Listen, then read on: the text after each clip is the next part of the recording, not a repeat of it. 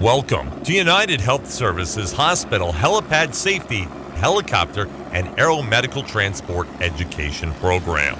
This program is designed for UHS staff and any affiliate that may be involved in helipad operations or a helicopter or fixed-wing medevac mission at UHS hospitals.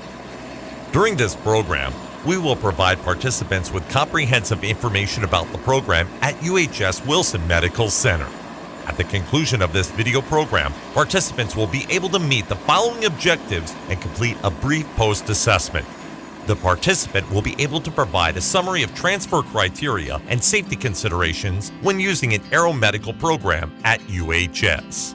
Define terms related to aeromedical operations and missions. Describe the location and discuss in detail UHS policies pertaining to helipad safety and air ambulance operations. List several examples of safe helipad operations. Describe the importance of and demonstrate the use of good body mechanics when loading or offloading patients safely. UHS is committed to operating all medevac helicopter-related operations in a safe and efficient manner. Only properly trained and credentialed staff with a direct or management role in the response to an aeromedical transport mission will function on or in the vicinity of a helipad. Aeromedical programs provide a mechanism for safe, effective, and rapid transfer of the sick and/or injured and provide high-quality, effective patient care with the ultimate goals of reducing mortality and improving clinical outcomes. UHS Hospitals works effectively with several aeromedical programs. We work closely with LifeNet of New York, a division of Air Methods, as the primary aeromedical program serving UHS. LifeNet can provide UHS with both helicopter and fixed-wing aircraft to accommodate a vast array of clinical situations requiring complex, specialized care, equipment, or transfer destinations. Their critical care flight team is highly skilled and trained in areas such as burns, cardiac, pediatrics, respiratory, and trauma, and also can assist with specialty team transports. These medevac medical teams are most often configured with a pilot, a registered nurse and paramedic, and practice under the direct guidance of physician medical directors licensed in the state of operation. Their fleet of aircraft are equipped with specialty medical interiors that support intensive, critical care medical transports in compliance with New York State Department of Health regulations, as well as standard safety technologies such as terrain avoidance warning systems, night vision imaging systems, satellite weather and tracking systems, searchlights, and wire strike protection systems to further enhance safety. Fixed-wing aircraft. Examples include airplanes or jets, which are capable of flight using wings that generate lift caused by the vehicle's forward airspeed and the shape of the wings. Typically, this type of aircraft accommodates larger medical equipment and has less restrictions with weight and weather in comparison to helicopters. Fixed-wing aircraft have a longer range than helicopters, a faster airspeed, and are generally less expensive. For the purposes of comparison, the LifeNet of New York fixed-wing aircraft based in Potsdam, New York, near the Canadian border, has a single pilot, a medical crew of a registered nurse and a paramedic, as well as the ability to transport the patient with one additional passenger. It has a payload of 3,500 pounds, a range of 1,560 nautical miles, and a cruising speed of 270 knots. That's 312 miles per hour. Rotor wing aircraft. An aircraft which uses rotating wings that provides both lift and thrust, allowing the aircraft to take off and land vertically, to hover, and to fly forward, backward, and laterally. Main rotor. The rotating wings on top of the aircraft. It is important to never approach the aircraft when either the main rotor or tail rotor is moving. Be sure to never hold anything above your head. Tail boom. The tubular structure connecting the fuselage to the tail rotor. Tail rotor. The rotating wing attached to tail boom. Tail rotors may be open or closed. Members of our ground crews will always stay away from them, even when off. and understand that they have the ability to produce winds of up to 70 miles an hour. The tail rotors may also suck in loose objects. Rotor wash. The wind turbulence created by the rotors during approach, landing, or takeoff. The downdraft of rotor wash can generate forces greater than 100 miles an hour, propelling debris in many directions and can cause significant injury and property damage. The main body of the aircraft containing the pilot, passenger, patient, equipment, etc. skids. The tubular structure on the bottom of the aircraft which supports the aircraft when it is on the ground. While you should not be afraid of the aircraft, there are many other parts of the aircraft which may pose a danger to you, your patient, and/or flight crew should you come in contact with or should they become damaged. Most helicopters have several protrusions off the fuselage. They may be antennas for communication devices, instrumentation sensors, strike avoidance, lightning, etc. These should only be touched by the flight crew. Helicopter doors may open or slide. They should be opened with care and closed carefully only by the flight team. They should never be shut hard or slam shut like you might close a car door. Lastly, many specialty materials are used to manufacture the aircraft. Some may look durable, but may bend, crack, or chip with minor pressure. Never stand, climb, or step on any part of the aircraft unless you have been invited to do so by a member of the flight crew. Hot offload.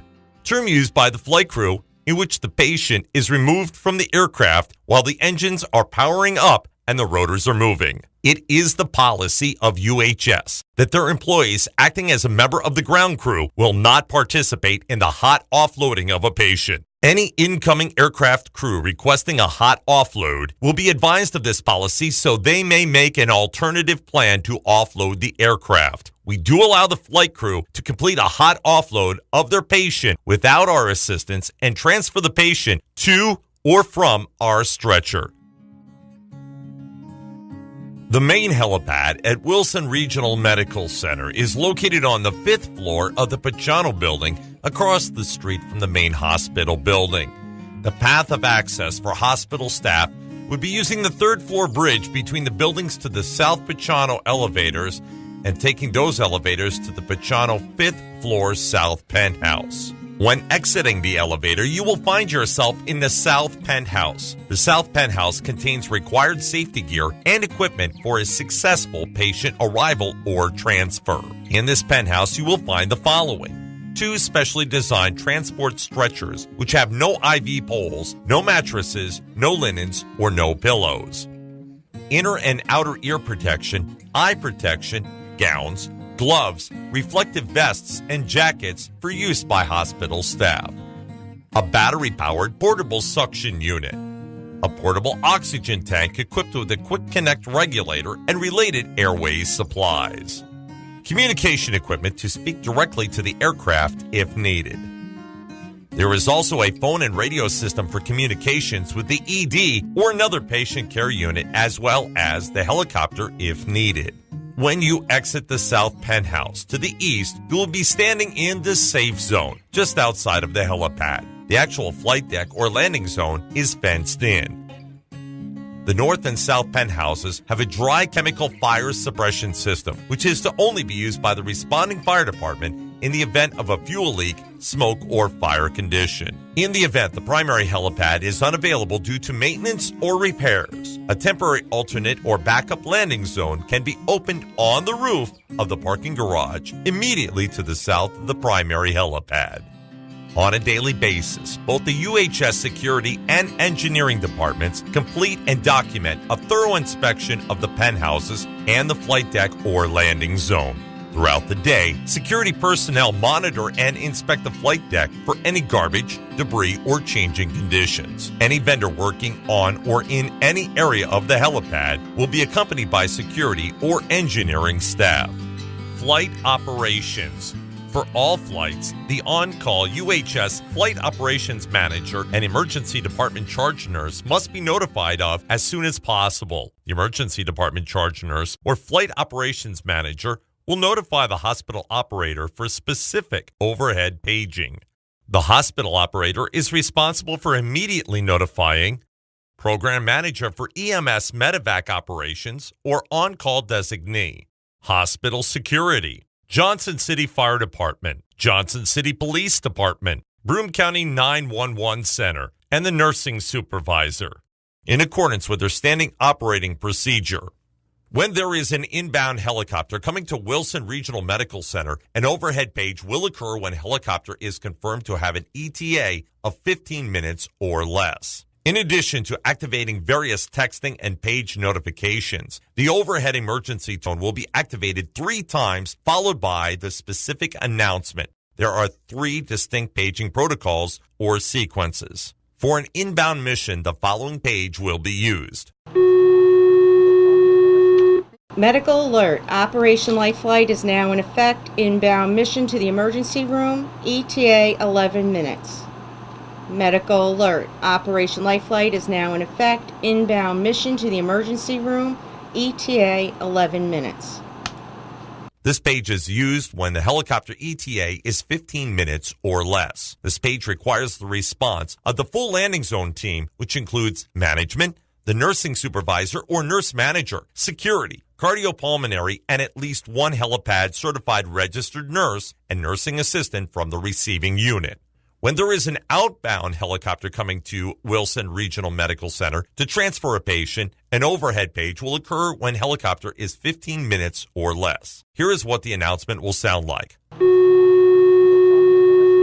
Operation Life Flight is now in effect. Outbound mission from CCU, ETA 7 minutes. This page requires cardiopulmonary and ED staff to respond only at the specific request of the sending hospital unit. The certified staff from the receiving clinical unit must meet the inbound helicopter and accompany the flight crew and patient to the receiving unit. Occasionally, training missions occur at the facility. This would sound like: Operation Life Flight is now in effect. ETA 10 minutes, training mission. No emergency department staff, supervisor, or cardiopulmonary staff response is necessary for this type of page. However, hospital administrative staff and security will be present and manage these flights. Following the departure of the helicopter from the Wilson Rooftop Helipad, the operator will be notified by security that Operation Life Flight all clear. This will be announced by the operator to the security and emergency department via the radios. Please note, this does not include an emergency tone over the hospital paging system, and the sequence does not go out over pagers or as a text message. This is not announced overhead. Patients that are being flown to Wilson Medical Center may or may not be arriving for care by the trauma team. It is important to note that helicopter paging sequences are separate and distinct from trauma team activation. Trauma team activation will be paged independently of life flight pages in accordance with their policies. Upon notification of an incoming helicopter, the security staff will be notified as soon as possible to allow them to manually close the rooftop drainage valve system, position ready the fire suppression system, turn on helipad lights, locator beacon, verify fan lids are safely secured, perform an additional safety inspection of the flight deck, and secure the perimeter of the flight deck.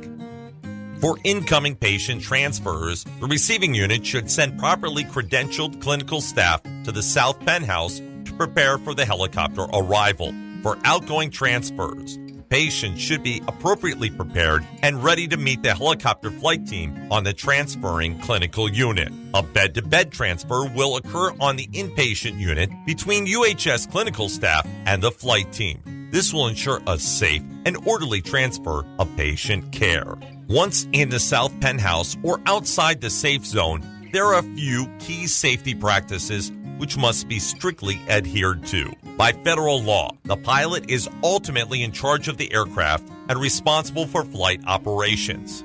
There is no radio communications to the aircraft during landing or takeoff except for a major emergency condition. During landing or takeoff, all ground personnel must remain outside of the fenced-in flight deck. The flight crew will use hand signals to guide the UHS ground crew as needed once the helicopter rotors are shut down. There is no smoking, open flames, lasers, or flash photography allowed in the penthouse, the landing zone, within the safe zone, or on any flight deck at any time. UHS staff will ensure all clothing, badges, stethoscopes, hats, jackets, etc. are secure at all times. Loose articles can be dangerous. All personnel within the penthouse are required to use inner ear protection. All personnel outside of the penthouse must wear reflective apparel and utilize inner and outer ear and eye protection on at all times on the flight deck or landing zone. Staff should appropriately dress for all weather conditions, including rain, cold, snow, and ice. Never raise your hands or place anything above your head. Keep IVs on a stretcher next to the patient until you are off the flight deck. Depending on the type of helicopter, patients may be loaded and unloaded from the side of the helicopter or through rear doors, known as clamshell doors. The UHS ground crew will take direction from the flight crew at all times regarding the safe and proper techniques for loading or unloading of patients. For all patient moves into or out of the helicopter, we will have a minimum of 6 staff members involved with the patient move. Staff members will have one hand on the wheeled stretcher and the other hand on the patient or device the patient is secured to during the actual move. It is important to realize that many patients may arrive directly from a crash scene or perhaps a smaller local hospital. They may be intubated. They may not have their C-spine cleared or may have a variety of other injuries. Never let the condition or physical presentation of your patient distract you from a safe helicopter operation. For outgoing transfers, the patient's properly credentialed primary nurse will accompany the patient and flight team to the helipad and will remain with the patient until helicopter has departed our rooftop and the aircraft is maintaining altitude. We still have the responsibility for patient care until the flight team leaves our premises, as defined by COBRA and EMTALA. When loading or offloading the patient, the use of good body and lift mechanics is essential for the wellness of both the ground crew and flight crew. Each helicopter layout may provide a unique challenge for the staff member moving the patient. Be aware and take precautions to avoid pinch injuries. The challenge could be further complicated by the patient's condition, what equipment may be required for continuing their care, or other variables such as the need for ventilation, airway management, or ongoing spinal motion restriction.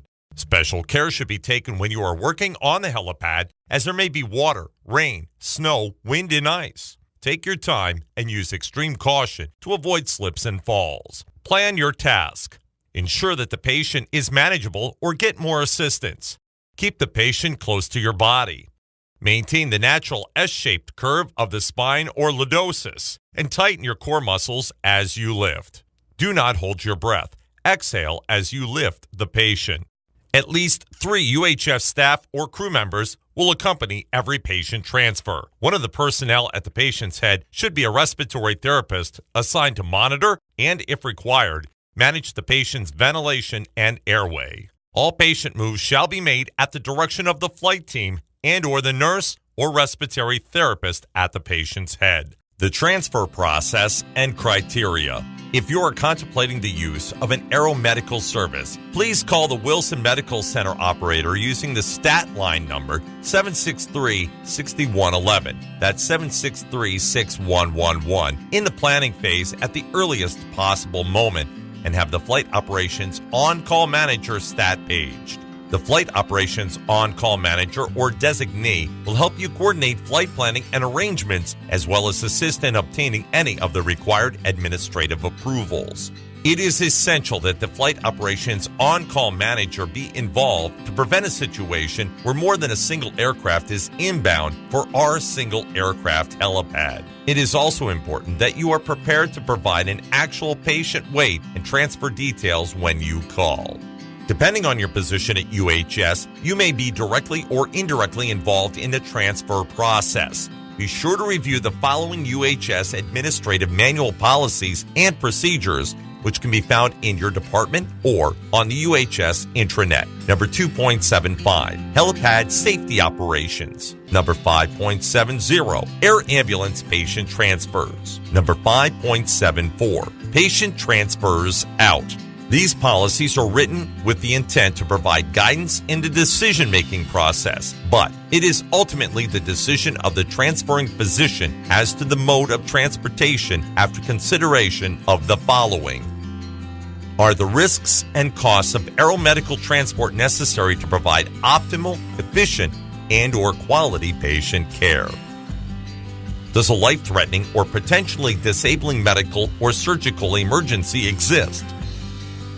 Does a written physician order exist that documents the order for use of an air ambulance, medical helicopter, or medical fixed-wing aircraft? Example, jet, turboprop. Have all of the time factors, weather, and potential delays been considered in deciding to utilize an air ambulance efficiently and appropriately? If there is a possibility that the patient could seize or become combative, have appropriate covering orders been written for sedation? Have specific physician orders been written that detail the type of staff and license certification required to accompany this patient, as well as IVs, medications, interventions in progress, and/or any anticipated in-flight emergencies, provisions for physician medical command during flight? Is the patient condition stable, or are there any conditions that could develop or worsen as a result of exposure to air ambulance transport? The patient's weight versus desired mode of transport. Current and forecasted weather conditions. Any potential safety concerns for the flight crew? Is the patient suicidal, homicidal, combative, restrained, or have an altered level of consciousness? If we are flying newborns or pediatric patients, special planning and preparation is required, as the use of a newborn or pediatric pod will likely be used by the flight crew. Lastly, a complete patient transfer, including report to or from the flight crew, is required with each patient interaction. It is important to note that this report may often occur on a helipad or during the movement from the helipad to the inpatient unit. UHF staff members are required to document this report and will share this report with other appropriate care providers on the receiving unit who are directly involved in the care of the patient. We hope that you found this program to be enjoyable, informative, and valuable to your position as a trained member of our UHS Landing Zone team. Should you have any questions, we urge you to reach out to the facilitator of this program, your direct supervisor, or the program manager.